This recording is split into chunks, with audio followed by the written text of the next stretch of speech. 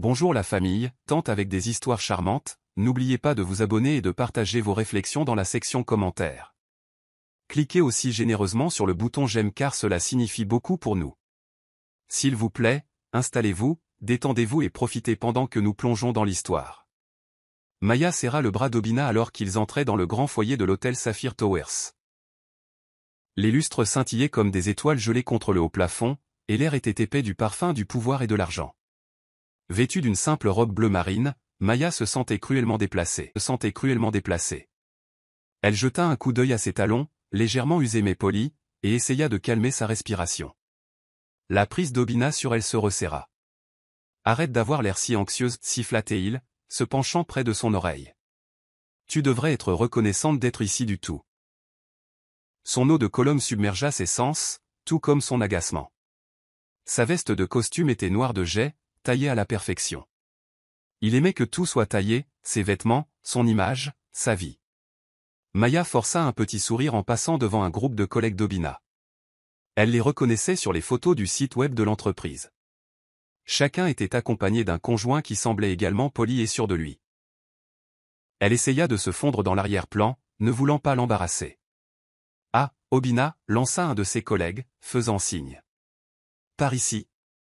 L'expression d'Obina se transforma instantanément, passant d'un air renfrogné dirigé vers Maya à un sourire obséquieux pour son collègue. Ils échangèrent les politesses habituelles sur les cours boursiers, les affaires à venir et l'ouverture d'une nouvelle succursale à Singapour. Maya se tenait silencieusement aux côtés d'Obina, hochant poliment la tête chaque fois que la conversation se tournait vers elle. Elle avait envie de contribuer quelque chose, n'importe quoi, mais sa voix semblait bloquée dans sa gorge. Un serveur passa avec un plateau de coupes de champagne, et Maya en prit une. Immédiatement, Obina plaça une main ferme sur la sienne, l'arrêtant. Une seule, murmura-t-il entre ses dents serrées. Tu ne veux pas faire l'idiote maladroite, n'est-ce pas? Ses joues devinrent écarlates, et elle prit une seule coupe, sirotant lentement pour éviter de lui donner une autre raison de commenter. Debout au milieu de la foule bien habillée, elle ne pouvait se défaire du sentiment d'une catastrophe imminente. Ce n'était pas juste un autre événement d'entreprise. Ce soir, Obina devait donner une courte allocution. Et quand Obina était sous les feux de la rampe, Maya avait toujours l'impression d'être sous un éclairage dur et peu flatteur. Elle regarda autour de l'immense salle de bal, des rideaux dorés encadrant la scène. Les gens se mêlaient en groupe, riant légèrement de cette manière spécifique et polie.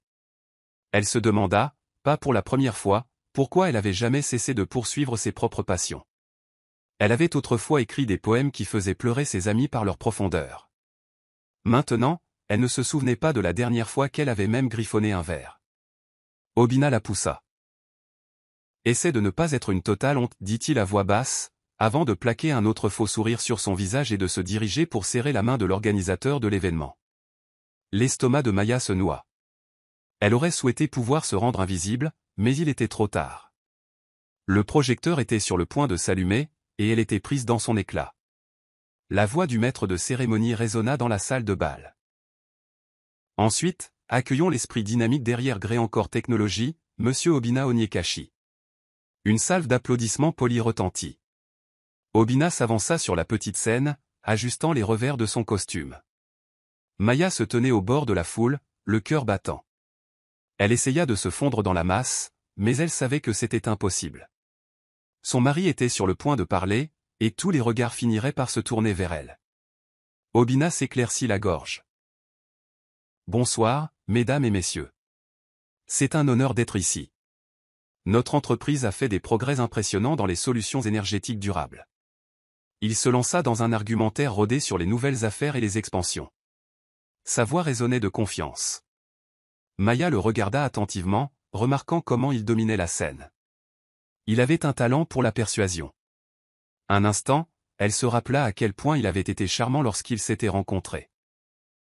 Avec le temps cependant, ce charme s'était perverti en arrogance, et sa gentillesse s'était réduite à une indifférence occasionnelle, puis à un dédain constant. Le discours prit une tournure personnelle. Obina leva sa coupe de champagne. Je veux aussi reconnaître l'importance du soutien à la maison. Un conjoint qui vous soutient est essentiel au succès. Maya sentit un léger espoir. Allait-il dire quelque chose de gentil à son sujet en public? Il fit un geste vague dans sa direction, bien que cela ressemblât plus à un doigt accusateur. Tout le monde n'est pas béni par la compétence cependant, dit-il, et la foule gloussa maladroitement. Parfois, vous devez porter tout le poids vous-même parce que certaines personnes sont. Eh bien, disons simplement qu'elles ne sont bonnes qu'à respirer. Quelques personnes rirent, incertaines. D'autres regardèrent Maya avec un mélange de pitié et de confusion. La chaleur monta au visage de Maya, ses oreilles bourdonnaient. Elle déglutit difficilement, les yeux fixés sur le sol. Obina continua, appréciant le moment. Alors, à ceux d'entre vous qui avaient des partenaires vraiment utiles, levez un verre. À ma chère femme, merci d'exister. Au moins. La gorge de Maya se serra. Elle n'avait aucune idée de l'expression à adopter. Toute réaction en colère, l'arme ne ferait qu'alimenter le récit d'Obina selon lequel elle ne pouvait pas se maîtriser. Elle serra fermement ses lèvres, forçant sa posture à rester calme. L'autre parvint à un rire gêné. Eh bien, c'était toute une introduction, dit-il, essayant de relancer le programme. Mais le mal était fait. Maya sentait les regards se forer sur elle. Elle voulait disparaître sous les sols de marbre brillant. Obina descendit de scène sous les applaudissements, dont certains étaient atténués par les sous-entendus maladroits du malaise de la foule. Lorsqu'il s'approcha d'elle, elle garda les yeux baissés. « Pourquoi cette mine ?» il ricana à voix basse. « Je leur donne de quoi se souvenir. Tu devrais être fier. » Elle ne dit rien, hochant juste la tête mécaniquement. Autour d'elle, les murmures et les regards en coin continuaient. La plupart faisaient semblant que rien n'était arrivé. Pourtant, la tension était palpable. À ce moment, elle aperçut une paire d'yeux sympathiques de l'autre côté de la pièce. Un homme au visage doux et au comportement calme la regardait. Son expression ne traduisait pas la pitié, mais quelque chose d'autre, de la compréhension, peut-être. Maya détourna rapidement le regard, ressentant une vague inexplicable de soulagement et d'embarras. L'écho des mots d'Obina flottait encore dans l'air. Seulement bonne à respirer. Il se rejouait dans son esprit, la blessant plus profondément qu'une claque physique n'aurait pu le faire.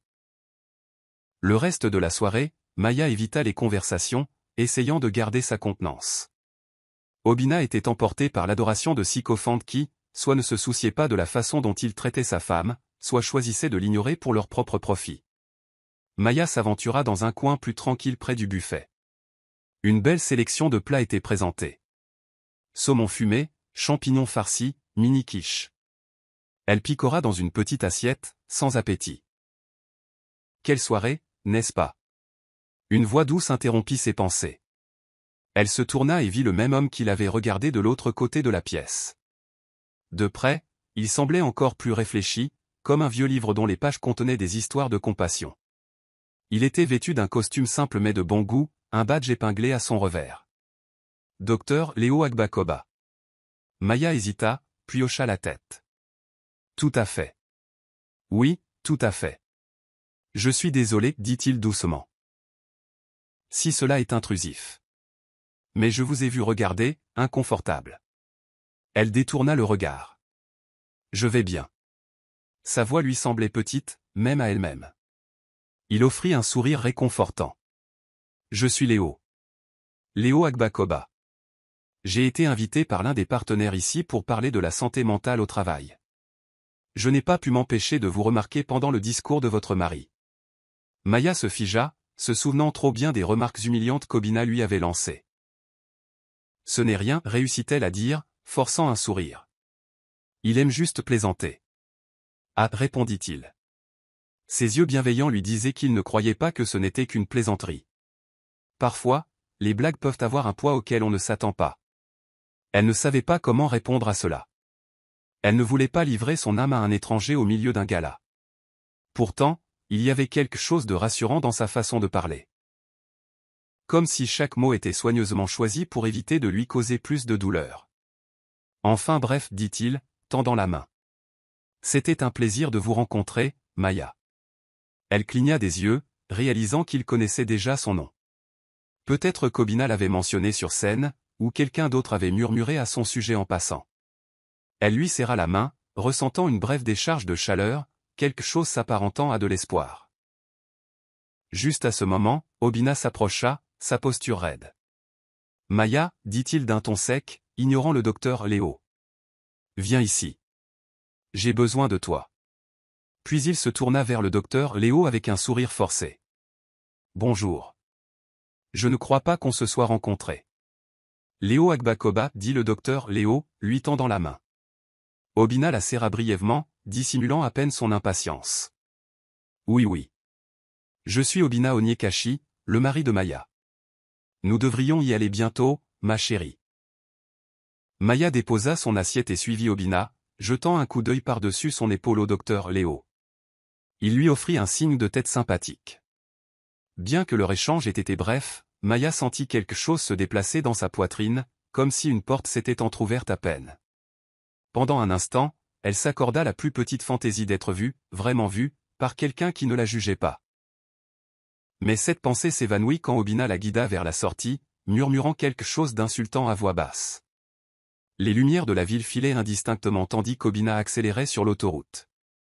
La berline noire élégante ronronnait avec une puissance discrète, mais l'atmosphère à l'intérieur était turbulente. Maya gardait les yeux fixés sur la ligne d'horizon de la ville, les reflets néons dansant sur le verre. « Tu n'as presque parlé à personne d'utile ce soir, » commença Obina, tambourinant des doigts sur le volant. « Tu es resté là comme une statue. Sais-tu à quel point cela me donne mauvaise mine ?» Maya déglutit. Elle voulait protester, dire que c'était lui qui l'avait rendue ridicule devant tout le monde. Mais elle avait appris que répondre ne faisait qu'alimenter sa colère. Alors elle resta silencieuse, les mains jointes sur la petite pochette dans ses genoux. « Tu ne vas même pas te défendre ?» continua-t-il, la voix pleine de mépris. « Eh bien, je suppose que tu ne peux pas défendre l'inutilité. » Elle mordit l'intérieur de sa joue, le goût métallique du sang la ramenant à la réalité. Le mot inutile la blessait plus profondément chaque fois qu'il le lui lançait. Mais ce soir, cela faisait plus mal à cause du public qui l'avait entendu. Des gens qu'elle ne connaissait pas l'associaient maintenant à l'incompétence. Il continua de la harceler, critiquant son choix de robe, si simple, tu aurais pu au moins porter quelque chose qui attire les regards. Sa posture, avachie comme une mendiante sans abri. Et même le fait qu'elle ait picoré au buffet au lieu d'engager la conversation avec des dirigeants. Elle ne dit rien, le laissant cracher son venin. Il semblait savourer la discussion à sens unique. Quand ils atteignirent leur maison sécurisée, il était près de minuit. La tête de Maya battait à cause de la tension. Obina gara la voiture dans l'allée et laissa échapper un soupir. « Je ne peux pas continuer comme ça, Maya. Tu me tires vers le bas. » Elle déglutit difficilement, cherchant une once de regret ou de gentillesse dans sa voix. Il n'y en avait aucune. Seulement de la frustration et de l'arrogance. Il éteignit le moteur, s'adossa et regarda droit devant lui. « Demain, tu vas te renseigner pour t'inscrire à un cours d'étiquette ou de développement personnel. Je m'en fiche de ce que c'est, mais tu dois être meilleur. » Il ouvrit la porte de la voiture et la referma violemment derrière lui, laissant Maya seule dans l'obscurité. Pendant un instant, elle ferma les yeux, inhalant l'odeur persistante de son eau de Cologne. C'était sa vie maintenant, sa réalité. Marcher sur des œufs, forcée d'accepter le blâme pour des péchés qu'elle n'avait pas commis, le bruit d'Obina ouvrant la porte d'entrée la ramena à la réalité. Elle sortit de la voiture et le suivit à l'intérieur, se sentant plus vide que jamais. Longtemps après qu'Obina se soit endormie, Maya resta éveillée. Elle était allongée dans son lit, les yeux fixés sur les lentes rotations du ventilateur de plafond. Le silence de la maison rendait chaque pensée dans sa tête plus bruyante. Incapable de le supporter plus longtemps, elle sortit du lit et se dirigea vers la salle de bain. En allumant la lumière, elle s'aperçut dans le miroir. Yeux cernés de noir, épaules voûtées, cheveux ternes. Elle reconnaissait à peine la femme qui la fixait. Elle ouvrit la douche, laissant couler l'eau chaude jusqu'à ce que la vapeur embue la vitre. Sans même enlever ses vêtements, elle entra sous la cascade. La chaleur parcourut son corps, trempant sa robe, plaquant ses cheveux contre son cuir chevelu. Elle ferma les yeux, s'attendant à ce que les larmes viennent, mais elles refusèrent. Au lieu de cela, elle resta avec une douleur creuse, un silence intérieur qui était plus terrifiant que n'importe quel sanglot. Agenouillée sur les carreaux humides, elle essaya de se souvenir d'un seul moment où Obina l'avait regardée avec une affection sincère. Il y avait eu un temps, il y a des années, où il parlait pendant des heures. Il lui apportait des fleurs, louait ses tentatives de poésie et jurait qu'il la soutiendrait toujours. Mais c'était une autre vie. L'eau coulait comme un torrent implacable, et elle l'accueillait, la laissant emporter les humiliations de la nuit. C'était ce qui ressemblait le plus à pleurer, laissant la douche le faire pour elle. Finalement, elle pressa son front contre le carrelage frais, inhalant la vapeur. « Je n'en peux plus » murmura-t-elle, bien que personne ne soit là pour l'entendre. Elle ne savait pas exactement ce qu'elle voulait dire par ces mots. Le quitter? Se battre? Chercher de l'aide? Tout ce qu'elle savait, c'est qu'elle ne pouvait plus supporter une autre humiliation publique, une autre agression verbale qui la réduisait à néant. Au moment où elle se leva enfin et coupa l'eau, ses doigts étaient ridés comme des pruneaux, ses vêtements pesant lourdement sur son corps. Elle essorra l'excès d'eau, retira sa robe et la jeta dans un coin. Dans le reflet embué du miroir, elle vit le faible contour de son visage. Quelque part dans sa poitrine, une décision fut prise, bien qu'elle n'eût pas encore de forme. Elle s'enroula dans une serviette, retourna dans la chambre et se glissa dans le lit à côté d'Obina. Il ronflait légèrement. Elle se détourna de lui, les yeux fixés sur l'obscurité. Aucune larme ne vint, mais à l'intérieur, une tempête se préparait. Le matin arriva avec le bourdonnement strident du réveil d'Obina. Il se leva, se doucha et s'habilla précipitamment pour une autre journée de travail, reconnaissant à peine Maya. Le dernier clic de la porte d'entrée signala qu'il était parti. Elle descendit lentement, le léger bruissement de ses pantoufles résonnant dans le silence. En rangeant le salon, elle chercha son sac de la soirée du gala. Son cœur sursauta lorsqu'elle remarqua une enveloppe inconnue glissée à l'intérieur. Elle était simple, blanche, avec son nom écrit d'une écriture soignée. Maya. Elle l'ouvrit avec prudence. À l'intérieur se trouvait une seule feuille de papier épais. Imprimée à l'encre noire, les mots disaient « Vous méritez mieux. Si vous voulez parler un jour. Docteur Léo Agbakoba. » Sous le message se trouvait un numéro de téléphone et un courriel. Maya regarda la note, un tourbillon de confusion et d'espoir l'envahissant. Elle s'assit sur le canapé, relisant les mots. Pourquoi avait-il écrit cela? Il la connaissait à peine. Et pourtant, elle ne pouvait nier la petite étincelle de quelque chose, de courage peut-être, qui s'allumait dans sa poitrine. Elle plia la note, la pressant brièvement contre son cœur, comme pour chercher la chaleur de la gentillesse à travers le papier. Un souvenir lui revint. Le regard compréhensif du docteur Léo. Il avait vu sa douleur, même quand elle s'efforçait de la cacher. Le reste de la matinée, elle s'occupa de tâches ménagères, faisant le lit et répondant à quelques SMS de vieux amis qui vivaient loin. Mais ses pensées revenaient sans cesse à l'enveloppe. Chaque fois, elle ressentait une combinaison étrange de soulagement et de crainte. Et si Obina le découvrait? Il ne tolérerait jamais qu'elle se confie à quelqu'un d'autre sur leur vie privée. Pourtant, la note ressemblait à une bouée de sauvetage, un signe qu'elle n'était peut-être pas aussi seule qu'elle le croyait. Elle passa près d'une heure à la tenir, la relire, réfléchir. Finalement, elle la rangea dans un compartiment caché de sa coiffeuse. Le simple fait de savoir qu'elle était là, à attendre, la fit se sentir un peu moins impuissante. Toute la journée, Maya lutta contre l'indécision. Elle écrivit un message au docteur Léo sur son téléphone. « Bonjour, docteur. Léo, c'est Maya du gala. » Seulement pour l'effacer. Elle enregistra une note vocale mais l'effaça aussi, le cœur battant à l'idée de partager ses vulnérabilités. La nuit tomba, et Obina rentra tard à la maison. Elle était assise seule à la table à manger, une seule assiette de dîner à moitié mangée se refroidissant.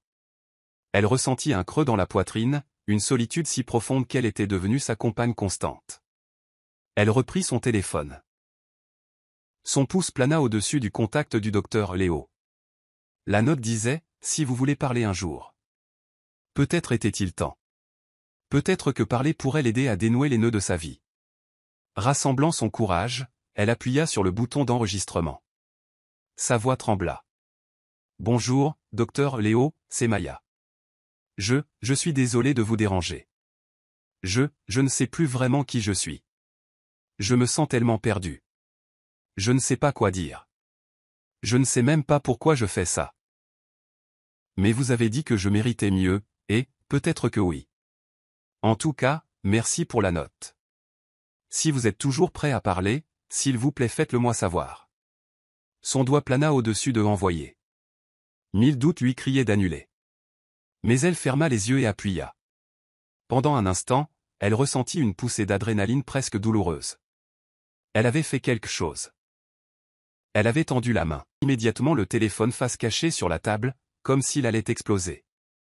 Pendant l'heure suivante, elle s'activa à nettoyer la cuisine, essuyant des comptoirs qui étaient déjà impeccables, réorganisant le placard à épices pour la 5e fois.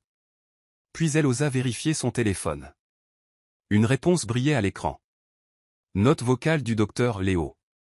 Ses mains tremblèrent lorsqu'elle appuya sur lecture. Sa voix était chaude et calme. Bonjour, Maya. Merci de me faire confiance avec votre message. Avec votre message. Ce serait un honneur de parler. Aucune pression, bien sûr. Je suis là, quand vous serez prête. Elle expira, ressentant à la fois soulagement et appréhension. Elle s'aventurait sur un terrain inconnu. Mais tout semblait mieux que de s'enfoncer davantage dans les sables mouvants de sa vie telle qu'elle était. Elle écouta sa note vocale 2 fois de plus, absorbant à chaque fois la douce assurance dans son ton. Finalement, elle rédigea une réponse. Merci. Peut-être pouvons-nous nous rencontrer quelque part en public? Un café, peut-être? Elle appuya sur envoyer. Moins d'une minute plus tard, son téléphone sonna. Dites l'heure et l'endroit. Je serai là. Pour la première fois depuis des mois, peut-être des années, Maya sentit une lueur d'espoir. Elle était fragile, mais elle était réelle. Ils choisirent un petit café discret près du quartier de Maya. Un endroit où elle était peu susceptible de rencontrer quelqu'un qu'elle connaissait. Maya arriva tôt, les nerfs en boule dans l'estomac. Le café sentait les pâtisseries fraîches et le café noir torréfié. De la musique douce jouait en arrière-plan, et seulement 2 autres clients occupaient une table dans un coin. Elle s'assit près de la fenêtre, choisissant un siège avec une vue dégagée sur l'entrée. Son reflet dans la vitre montrait son agitation anxieuse, ses doigts tordant la bague à sa main. Elle était venue préparée à parler, bien qu'elle ne soit pas entièrement sûre de ce qu'elle allait dire. Le docteur Léo apparut dans l'embrasure de la porte, portant un pull décontracté et un jean, ressemblant plus à un professeur amical qu'à un psychiatre. Il la repéra et sourit, traversant le petit espace avec un air de calme assurance. Maya. La salua-t-il, s'installant dans la chaise en face de la sienne. Merci de m'avoir invité. Elle lui rendit un sourire hésitant, ses yeux parcourant le menu. Merci d'être venu. Elle marqua une pause, puis ajouta doucement. Et d'avoir proposé. La plupart des gens ne me remarquent pas du tout. Il hocha la tête, commandant un thé aux herbes pour eux deux. Lorsque la barista apporta 2 tasses fumantes, le docteur Léo porta la sienne à ses lèvres, inhalant l'arôme. Il y a quelque chose d'apaisant dans le thé, vous ne trouvez pas? Maya prit une petite gorgée. Je suppose que oui. D'habitude, je bois du café, mais, c'est agréable. Il se pencha en avant, croisant les mains. Alors, comment allez-vous? Vraiment. Elle prit un moment, laissant les questions s'installer. C'était une question si simple, pourtant elle n'avait pas l'habitude qu'on la lui pose avec une réelle sollicitude. Je ne vais pas bien, avoua-t-elle, les larmes montant aux yeux qu'elle refusait de laisser tomber. Les choses à la maison sont difficiles. Le docteur Léo hocha doucement la tête. Vous n'avez pas à partager plus que ce avec quoi vous êtes à l'aise, mais je suis là pour écouter. Sans jugement. Les larmes menacèrent à nouveau, mais Maya les retint. Merci, murmura-t-elle. Elle continua avec prudence, expliquant les remarques désobligeantes, l'humiliation publique au gala, le comportement contrôlant. Elle ne mentionna pas tout. Il y avait des années de micro-agressions, de petites humiliations subtiles et de rêves étouffés qui auraient été trop longs à décrire. Mais elle partagea assez pour que l'expression du docteur Léo devienne sombre. L'abus émotionnel peut être tout aussi dommageable, parfois plus, que l'abus physique, dit-il doucement. Vous méritez de la gentillesse, Maya. Vous méritez du respect et l'espace pour grandir. Elle hocha la tête, le soulagement se mêlant à la tristesse. J'avais des rêves, vous savez. Je voulais être écrivain. J'ai même écrit de la poésie. Mais ensuite je me suis marié, et j'ai juste arrêté. Les yeux du docteur Léo s'illuminèrent d'un intérêt sincère. De la poésie? C'est merveilleux. Qu'est-ce qui vous a fait arrêter d'écrire? Maya prit une inspiration tremblante. Obina a dit que c'était un passe-temps ridicule. Que cela ne me rapportait pas d'argent, alors pourquoi s'embêter? Et vous, qu'en pensez-vous? Elle marqua une pause. Je pense que j'étais doué pour ça. Mais j'ai commencé à le croire. Il s'adossa, laissant ses mots flotter. Est-ce que cela vous aiderait à revisiter ces vieux rêves? Même si ce n'est que pour vous-même? Elle haussa les épaules, incertaine. Peut-être. Je n'ai rien écrit depuis des années. Le docteur.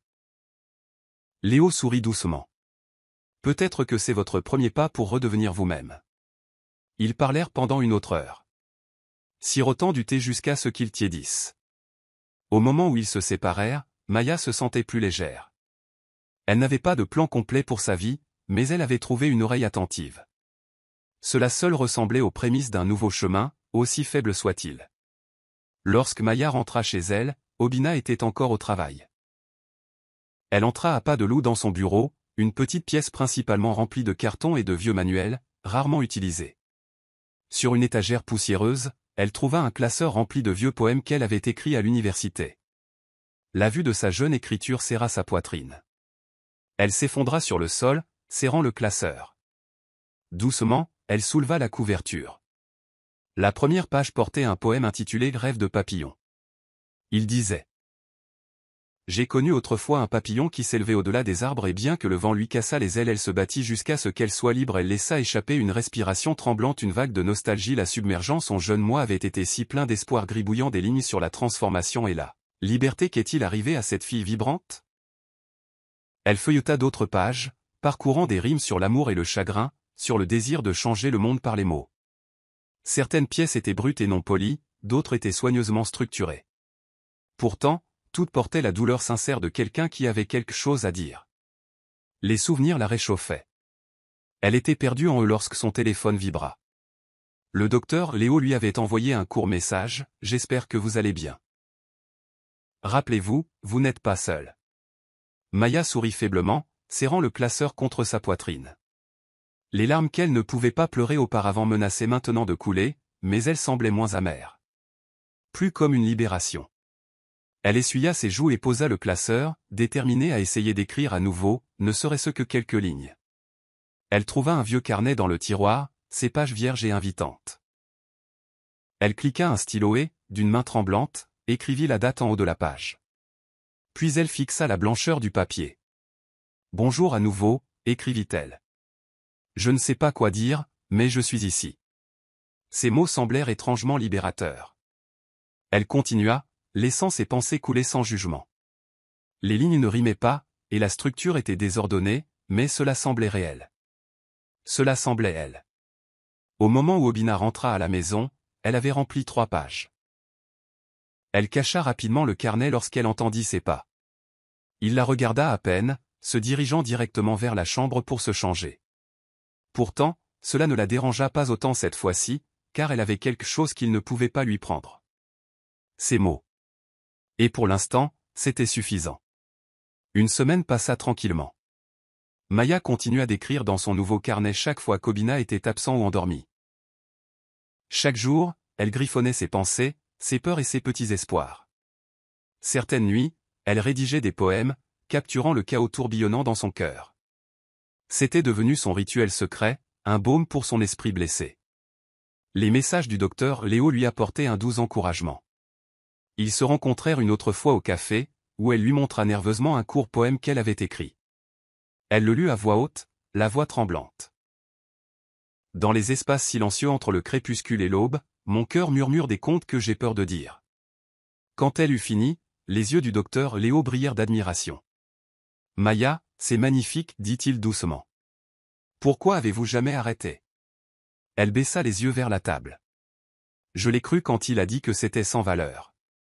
Il tendit la main, posant soigneusement sa main sur la sienne. Ce n'est pas sans valeur. Les mots peuvent changer des vies, y compris la vôtre. Ces éloges sincères allumèrent une étincelle en elle.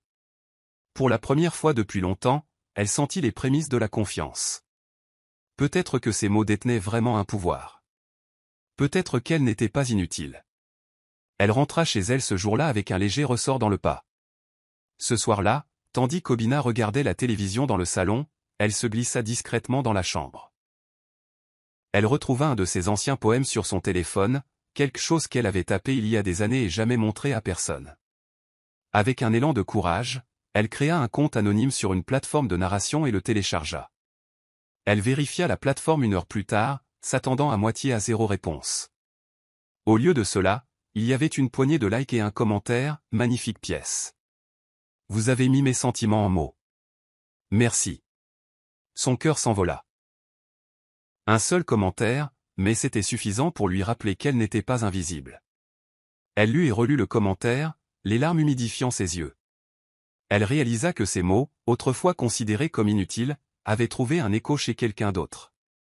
Cette étincelle de validation commença à faire fondre le doute glacé autour de son âme. Lorsqu'elle se glissa dans le lit ce soir-là, Obina ronflait déjà légèrement. Elle regarda le plafond, ressentant un petit frisson à l'idée que ces mots étaient là-bas dans le monde, touchant quelqu'un.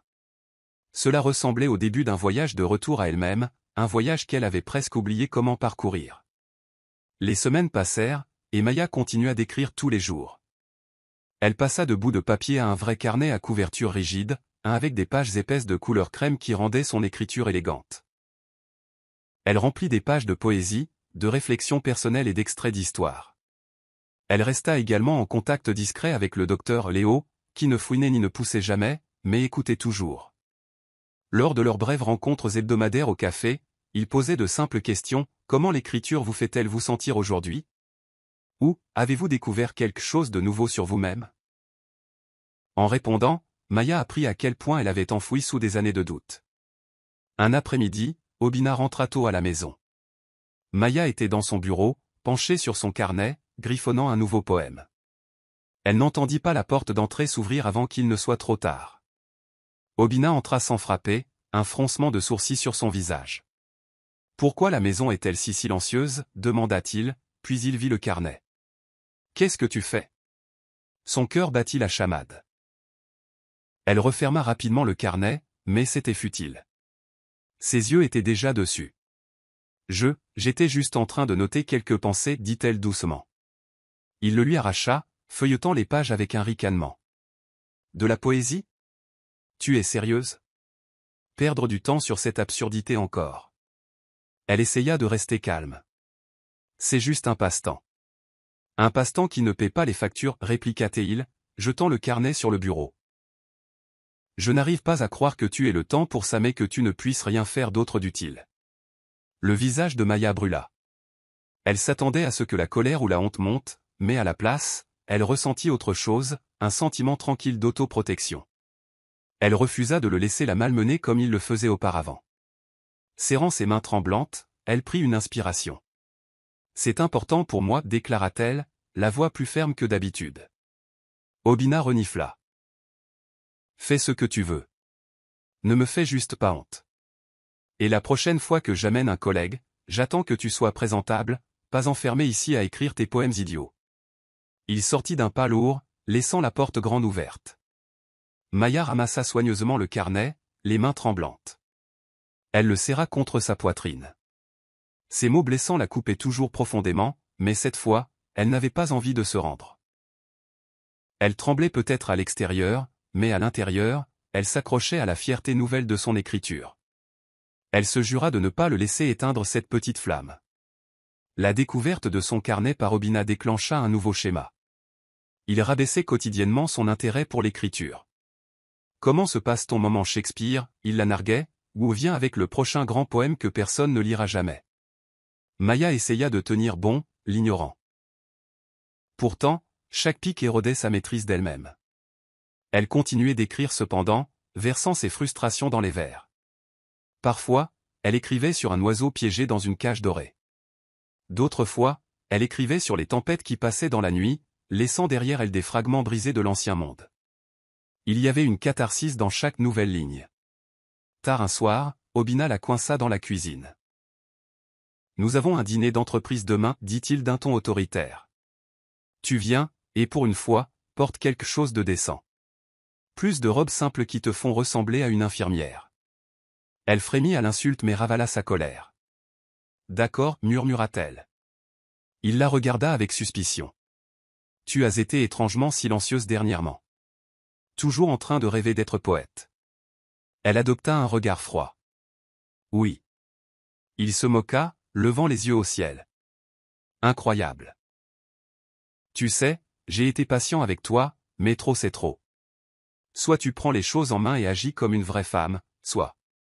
Il ne finit pas la phrase, faisant simplement un geste de la main comme pour dire qu'elle connaissait déjà l'issue. Quand il se tourna pour partir, Maya agrippa le comptoir pour se stabiliser. Une tempête se préparait dans son cœur. Peur, colère et un étrange battement de défi. Elle pressa une main sur sa poitrine, sentant à quel point son cœur battait fort. Elle ne voulait pas tout perdre, mais vivre ainsi était insupportable. Cette nuit-là, pendant qu'il ronflait à côté d'elle, elle fit défiler les commentaires sur la plateforme de narration sous son dernier poème. Il avait recueilli des dizaines de likes et de réponses sincères d'étrangers qui trouvaient du réconfort dans ses mots. Un utilisateur a écrit « Votre poème m'a donné le courage de quitter ma relation toxique. Merci de l'avoir partagé. » Ses yeux se remplirent de larmes. Elle ne s'attendait pas à ce que son écriture puisse être une bouée de sauvetage pour quelqu'un d'autre. Elle cligna des yeux pour retenir ses larmes, se sentant à la fois humble et submergée par la responsabilité. Elle écrivit une réponse. Maya Wright, merci beaucoup d'avoir partagé cela avec moi. Je promets de ne pas arrêter d'écrire. Vous n'êtes pas seul. La conversation avec Finmi continua les jours suivants. Finmi lui confia qu'elle était dans un mariage sans amour, se sentant émotionnellement brisée, et Maya réalisa qu'elles avaient plus en commun qu'elle ne l'avait imaginé. Leur message devint une source de réconfort pour les deux, une sororité discrète liée par la douleur partagée et une lueur d'espoir. Pendant ce temps, le docteur Léo resta son pilier d'encouragement. Il l'encourageait à continuer d'écrire, à faire confiance à son instinct et à croire qu'elle méritait mieux que la cruauté d'Obina. Lors d'une de leurs rencontres au café, elle lui parla de la croissance de son public sur son compte de poésie. Ses yeux s'illuminèrent. C'est incroyable, Maya. Comment vous sentez-vous à ce sujet?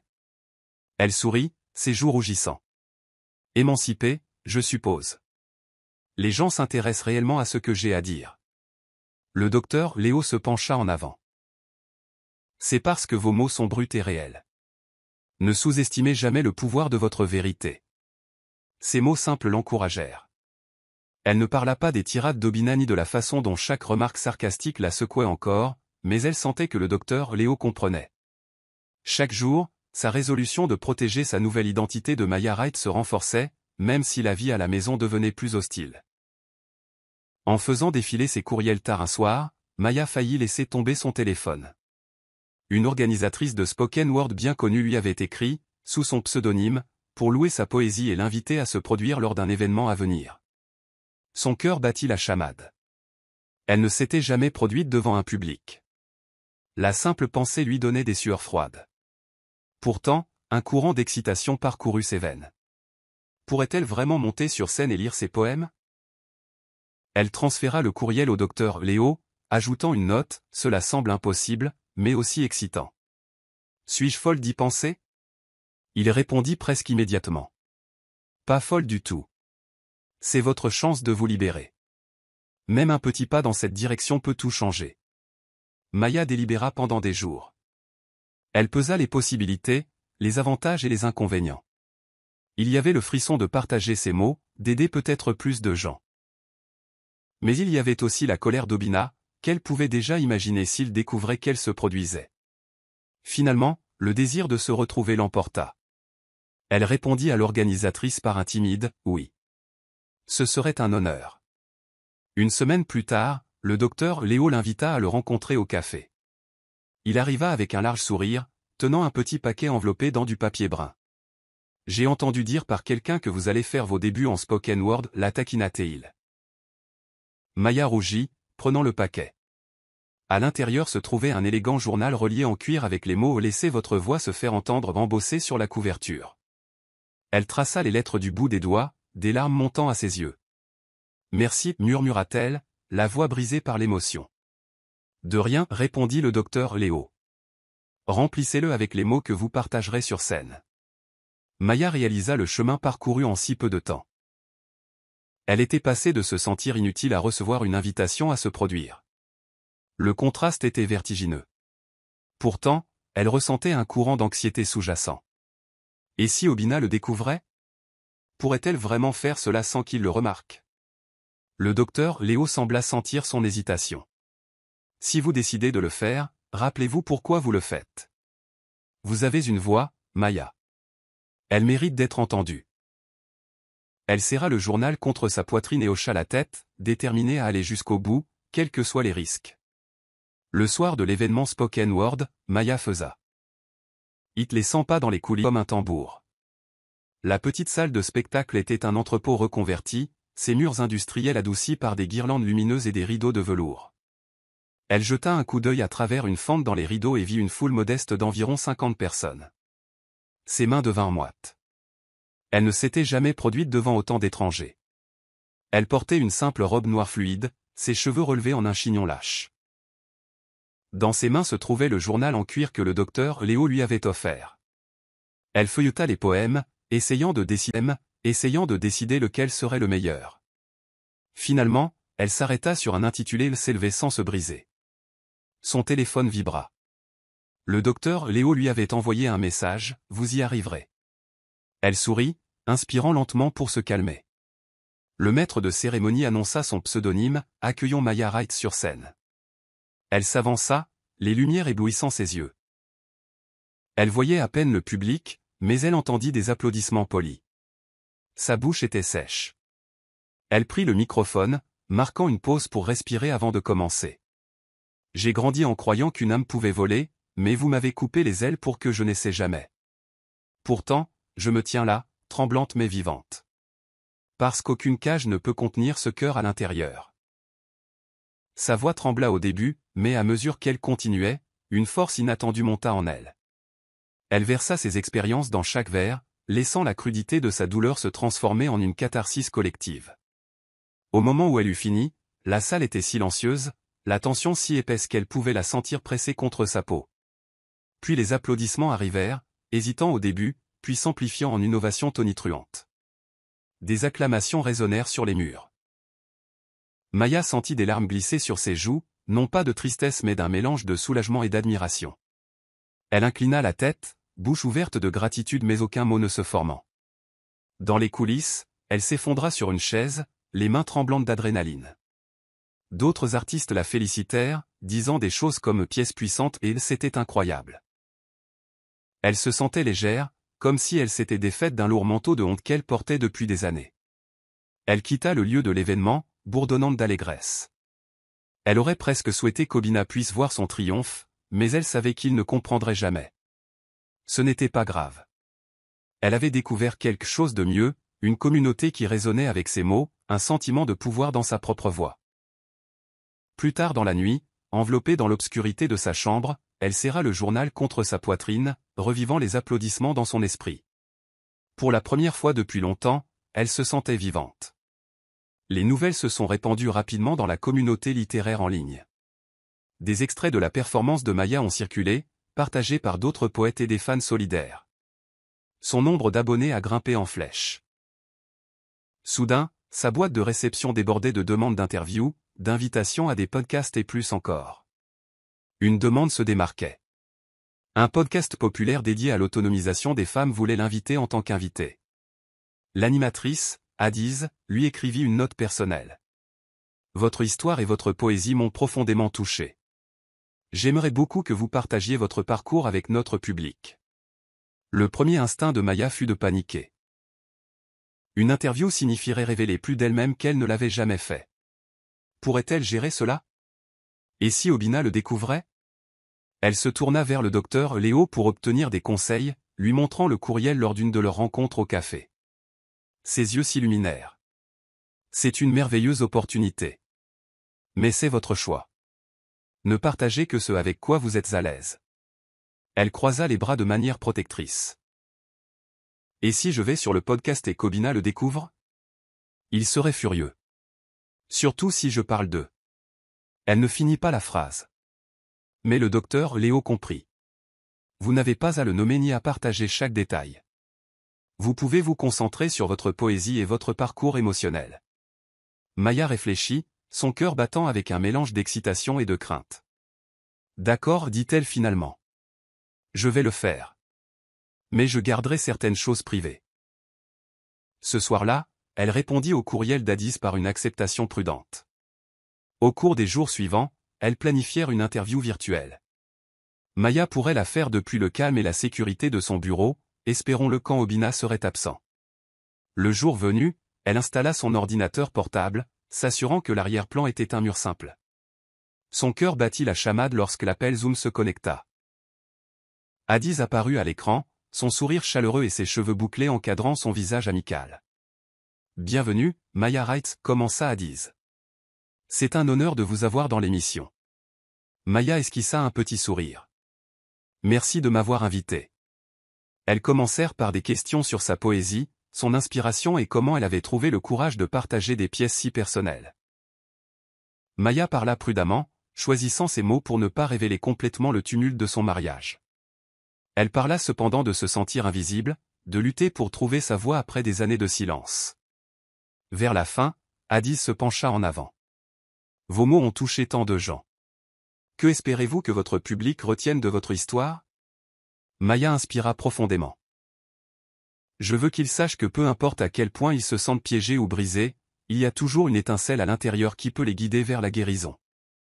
Vous pourriez penser que vous êtes impuissant, mais parfois, il suffit d'un pas, d'un acte de courage, pour tout changer. » Lorsque l'interview fut terminée, Addis la remercia abondamment, promettant de diffuser l'épisode la semaine suivante. Maya expira, l'adrénaline parcourant ses veines. Elle venait de partager son histoire avec potentiellement des milliers d'auditeurs. C'était à la fois terrifiant et exaltant. Elle ne savait pas si elle était prête pour les portes qui pourraient s'ouvrir, mais une partie d'elle-même se sentait fière. Elle revendiquait sa voix d'une nouvelle manière publique. Quelques jours plus tard, Maya était dans le salon, relisant un recueil de poésie, quand Obina entra en trombe. Ses yeux brûlaient de fureur alors qu'il brandissait son téléphone comme une arme. « Voulez-vous bien m'expliquer ça ?» cracha-t-il, lui mettant l'écran sous le nez. C'était une capture d'écran d'un podcast. Son extrait de podcast. Il avait dû capter un passage de sa voix, reconnaître le nom Maya Wright, ou lire les commentaires élogieux. Son estomac se tordit. « Obina, s'il vous plaît. » Il claqua sa mallette sur la table, faisant teinter la tasse à café sur sa surface. « Tu as agi dans mon dos, posté tes poèmes pathétiques, donné des interviews, m'humiliant. Tout le monde en parle. Des collègues au travail m'envoient des liens, me demandant si c'est ma femme. » Maya déglutit difficilement, son pouls résonnant dans ses oreilles. Elle essaya de parler calmement, bien que ses mains tremblent. « Oui. Ma poésie m'appartient. Cela n'a rien à voir avec le fait de vous humilier. Les gens y trouvent un écho. Je ne vous nomme pas, ni votre entreprise. » Son visage se tordit de colère. « C'est humiliant parce que tout le monde sait que tu es ma femme. Ils pensent que je suis incompétent de laisser ma femme agir comme si elle cherchait l'attention. » Il s'arrêta, cherchant apparemment un mot plus dur. « Je ne le permettrai pas, grogna-t-il. » Elle réprima ses larmes. « Vous n'avez pas le droit de me permettre quoi que ce soit. Je ne suis pas votre possession. » Il se moqua, s'approchant jusqu'à ce qu'elle puisse sentir son eau de Cologne, épaisse d'hostilité. « Cette absurdité cesse maintenant. Supprime ton compte, annule toutes les interviews que tu as prévues, et n'écris plus jamais un mot. » Un tourbillon de fureur et de peur monta dans la poitrine de Maya. Elle serra les poings, le corps tremblant. « Je ne le ferai pas, dit-elle, la voix tremblante. Écrire est tout ce que j'ai. Cela aide les gens, et cela m'aide. Je ne me cache plus. » Il lui saisit le bras, l'attirant vers lui. « Qui penses-tu qui te nourrit et te vêt? Te donne un toit? Si je dis d'arrêter, tu arrêtes. » Elle essaya de se dégager, mais sa prise était de fer. « Laisse-moi partir, » siffla-t-elle, les larmes lui brûlant les yeux. « Obina, tu me fais mal. » Il la regarda fixement pendant un autre moment tendu avant de la relâcher avec une poussée. Elle trébucha mais resta debout, le regardant d'un air de défi. Reprenant son souffle, elle réalisa que cette confrontation était attendue depuis longtemps. Le contrôle d'Obina était devenu insupportable, et maintenant il savait qu'elle n'allait plus se recroqueviller. La tension crépitait dans l'air. « Marque mes mots, dit-il, la voix tremblante de rage. Cela s'arrête aujourd'hui, ou tu le regretteras. » Elle le regarda partir en trombe, claquant la porte si fort qu'elle fit trembler les fenêtres. Elle s'effondra sur le canapé, serrant un coussin contre sa poitrine alors que les larmes coulaient enfin. Pourtant, au milieu de ses sanglots, une résolution tranquille prit racine. Elle ne pouvait plus retourner au silence. Plus maintenant. 2 nuits blanches s'écoulèrent après la réaction explosive d'Obina. Pendant ce temps, il ignora principalement Maya, ce qui était presque pire que ses insultes. Cela ressemblait au calme avant la tempête. Elle marchait à pas de loup dans la maison, incertaine de la prochaine attaque. Le 3e matin, Obina l'affronta dans le salon. Il se tenait les bras croisés, le visage figé. « Nous devons parler, dit-il, désignant le canapé. Maya s'assit, l'estomac retourné. Elle se prépara à l'impact. Il jeta une pile de papiers sur la table basse. « J'ai parlé à mon avocat, commença-t-il d'une voix froide. Ce sont des documents de séparation. Je te donne cependant une chance de sauver notre mariage. 2 conditions. Premièrement, tu supprimes tous tes poèmes et comptes de médias sociaux liés à ton écriture. Deuxièmement, tu déclares publiquement que tu abandonnes la poésie. » Elle regarda les papiers, l'esprit tournant. Ses yeux brûlaient, menaçant de verser des larmes. « Tu me donnes un ultimatum ?» Il haussa les épaules, impassible. « Je ne me laisserai pas ridiculiser par toi ou tes soi-disant fans. Signe-les si tu veux continuer tes bêtises et nous finaliserons le divorce, ou remplis mes conditions et je considérerai te donner une autre chance. » Maya expira difficilement. Autrefois, elle aurait paniqué à l'idée du divorce, à l'idée de perdre la sécurité financière et la façade de stabilité. Mais après tout ce qui s'était passé, la menace ne semblait pas aussi grande. Une partie d'elle était terrifiée, mais une autre partie savait qu'elle ne pouvait plus vivre ainsi. Elle le regarda droit dans les yeux. « Je me choisis, murmura-t-elle, les mots tremblants mais résolus. Le visage d'Obina se tordit d'incrédulité. « Quoi ?» Elle inspira difficilement. « Si mon écriture est quelque chose que vous ne pouvez pas soutenir, alors peut-être que nous n'avons jamais vraiment été des partenaires. Je ne la supprimerai pas. Je n'arrêterai pas. Et je ne m'excuse pas d'avoir trouvé un morceau de moi-même. » Il fut stupéfait un instant. Puis son expression se mua en fureur. « Ingrate, cracha-t-il. Tu jettes tout pour des poèmes sans valeur ?» Elle se leva, les jambes tremblantes mais refusant de s'asseoir sous son regard. « Ils ne sont pas sans valeur, dit-elle, une touche d'acier dans la voix. Et moi non plus. » Ils se fixèrent, un torrent de ressentiments inexprimés flottant dans l'air. Finalement, Obina se détourna avec un ricanement dégoûté. « Très bien, dit-il, arrachant les papiers de la table basse. Si c'est ce que tu veux, qu'il en soit ainsi. » Elle serra les poings le long de son corps, repoussant les larmes. Elle détestait que cela en soit arrivé là, mais elle n'allait pas céder. Plus maintenant. Le lendemain matin, pendant qu'Obina était au travail, Maya commença à faire une petite valise. Elle agit méthodiquement, fourrant quelques changements de vêtements, des articles de toilette, son précieux carnet et le classeur de vieux poèmes. Elle se sentait engourdie mais déterminée. Elle n'avait pas de plan complètement formé, mais elle ne pouvait plus rester sous son toit. Chaque ombre dans la maison portait l'écho de ses insultes. Elle décida qu'elle préférerait affronter l'incertitude du monde extérieur plutôt que de subir un autre jour de sa cruauté. Alors qu'elle fermait la valise, son téléphone vibra. Un message du docteur Léo. « Comment allez-vous ? Faites-moi savoir si je peux aider. » Elle répondit rapidement. « Je pars. Je ne peux plus rester ici. » Il répondit immédiatement. « Avez-vous un endroit sur où aller ?» Maya marqua une pause. Elle avait quelques économies mises de côté, bien qu'Obina gérât la plupart de leurs finances. Elle répondit. « Je trouverai quelque chose. » Après un moment, un autre message.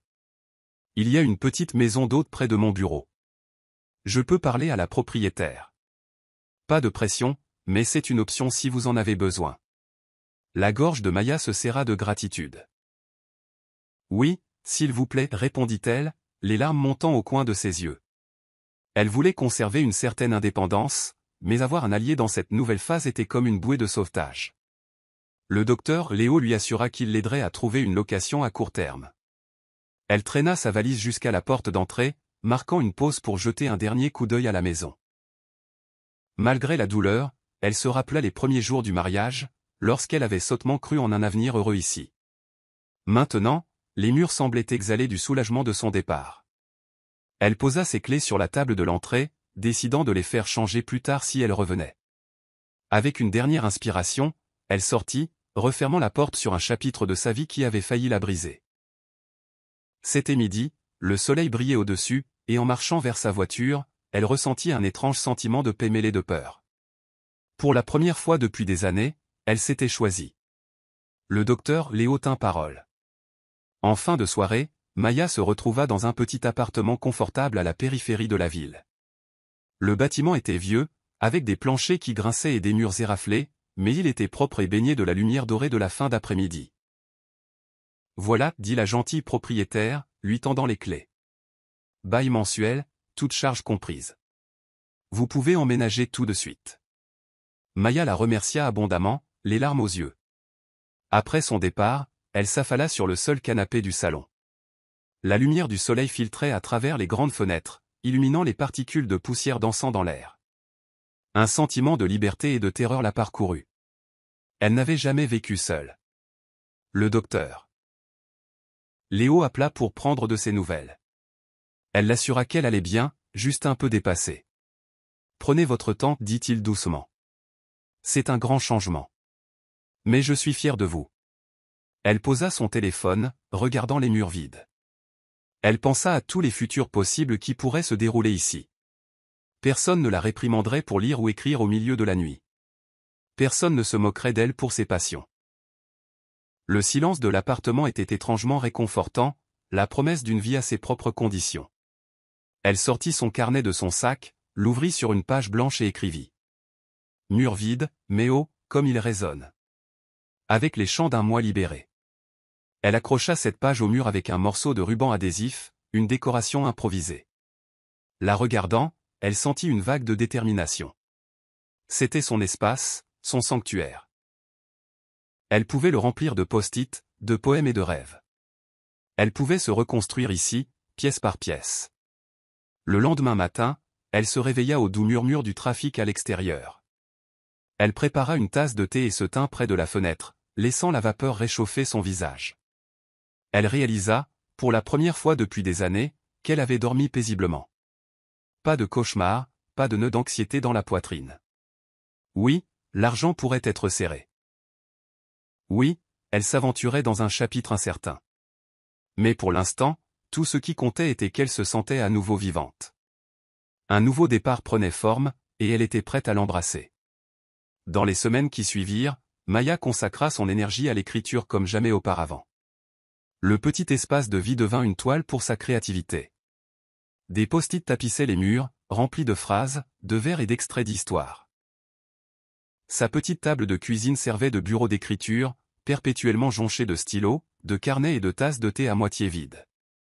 Motivée par l'afflux de soutien sur ses plateformes de médias sociaux, elle compila un recueil de poèmes et d'essais personnels relatant son parcours du désespoir silencieux à une libération hésitante. Elle intitula le manuscrit « L'inutile plus jamais ». En utilisant une plateforme d'autopublication en ligne, elle publia le livre, incertaine de son succès.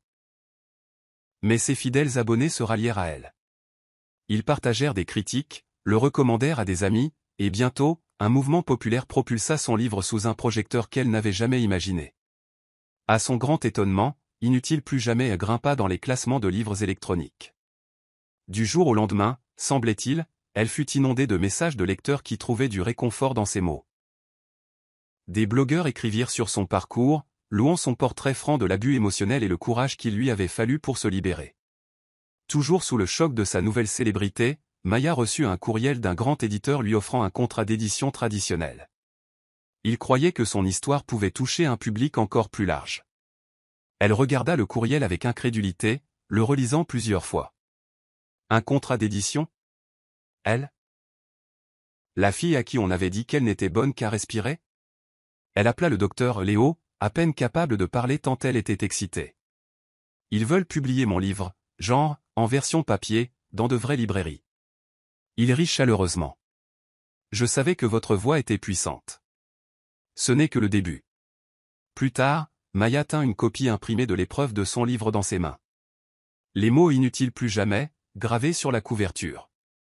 Les larmes brouillèrent sa vision. La signification n'était pas seulement dans le succès. Elle était dans la preuve qu'elle s'était donnée à elle-même qu'elle était capable de bien plus qu'on ne lui avait jamais dit. Elle passa le bout des doigts sur les pages, le cœur battant de gratitude. En les feuilletant, elle se rappela les douches prises tout habillées, les humiliations lors des galas, les nuits de larmes silencieuses. Chaque poème, chaque essai, témoignait de sa souffrance et de sa force. Maintenant, le monde pouvait lire son témoignage. Et en le faisant, d'autres pourraient trouver leur propre courage.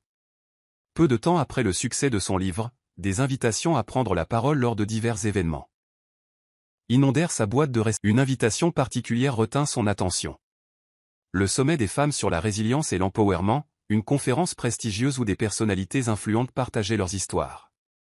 L'idée de parler sur une scène aussi publique la remplit de nervosité, mais elle accepta. Elle savait que son histoire pouvait résonner avec beaucoup de celles qui se sentaient piégées ou sans voix.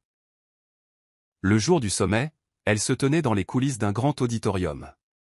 Ses paumes étaient moites, son cœur battait la chamade.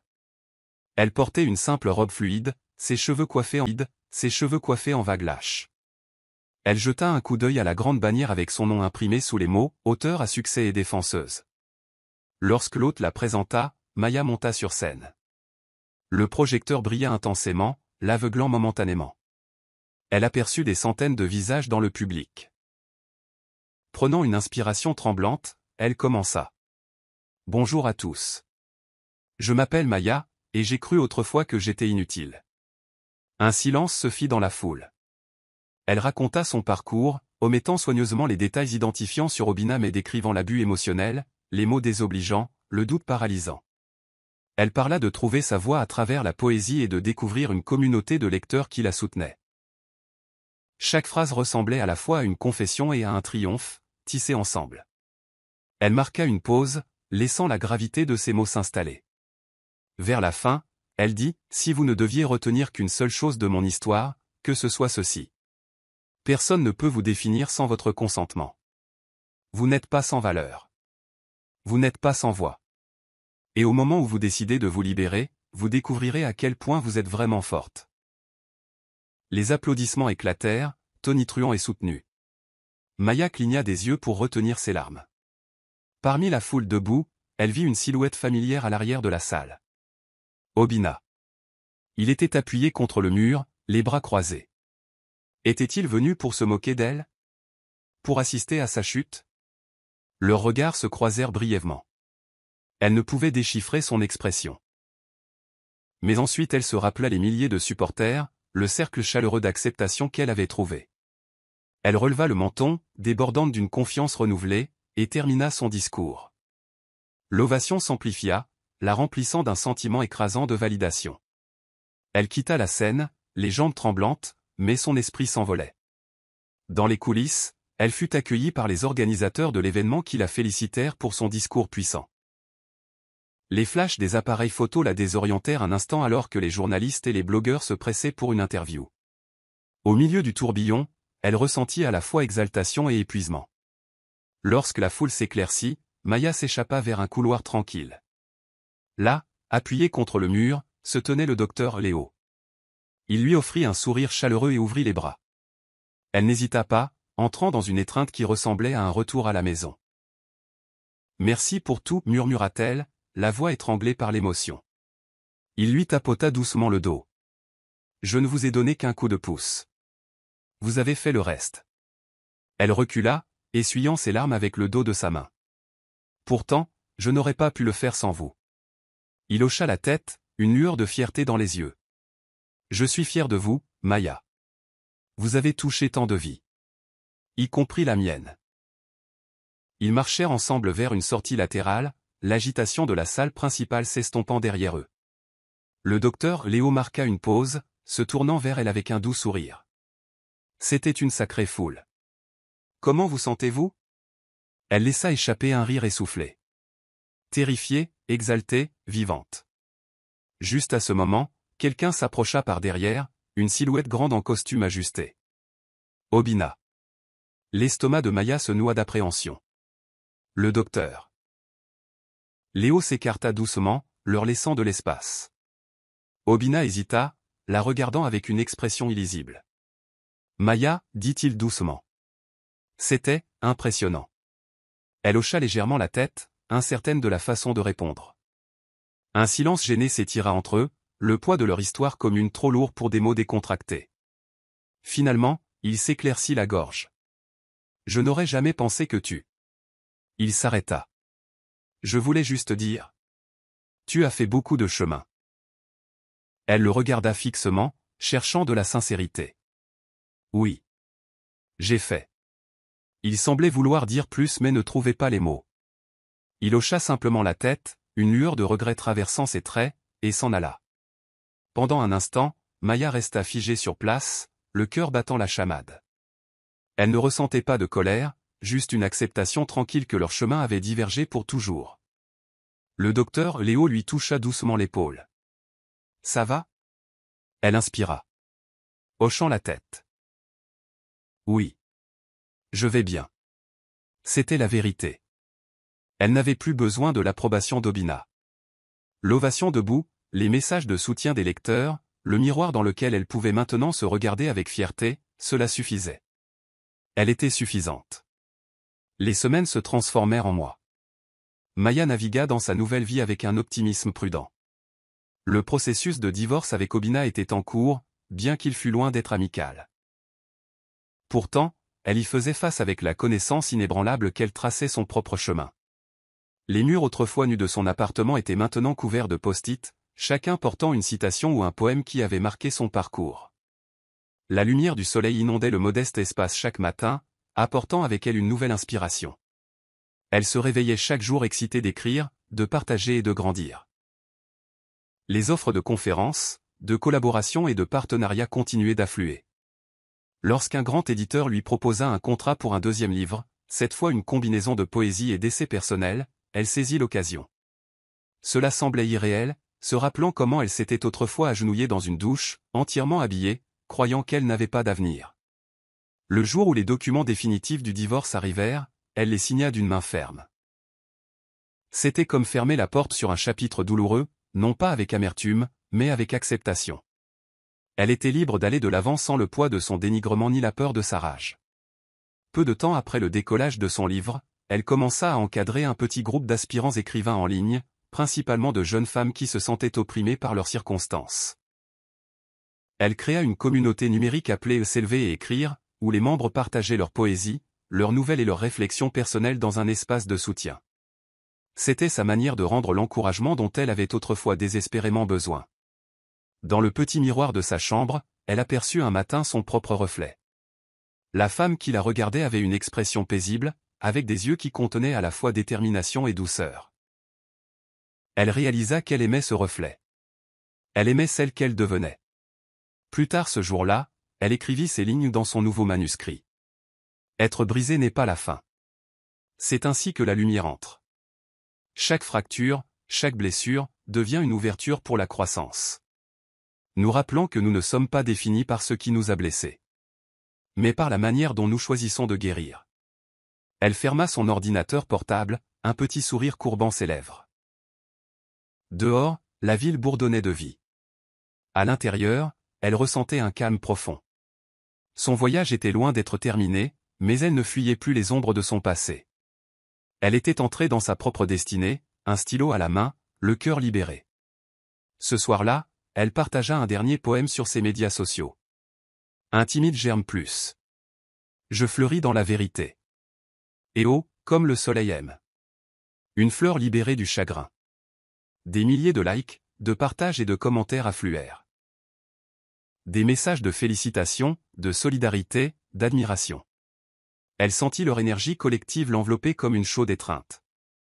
Alors qu'elle posait son téléphone, elle murmura dans l'appartement silencieux, « Je suis prête pour la suite. » Son nouveau départ avait officiellement commencé. Je suis heureux que vous soyez arrivés jusqu'au bout. J'espère que l'histoire vous a plu. S'il vous plaît, n'hésitez pas à cliquer généreusement sur le bouton j'aime et à vous abonner pour plus d'histoires captivantes comme celle-ci. Nous serions ravis d'avoir de vos nouvelles. Quelles leçons avez-vous tirées de cette histoire? Partagez vos réflexions dans les commentaires ci-dessous. À bientôt dans la prochaine histoire.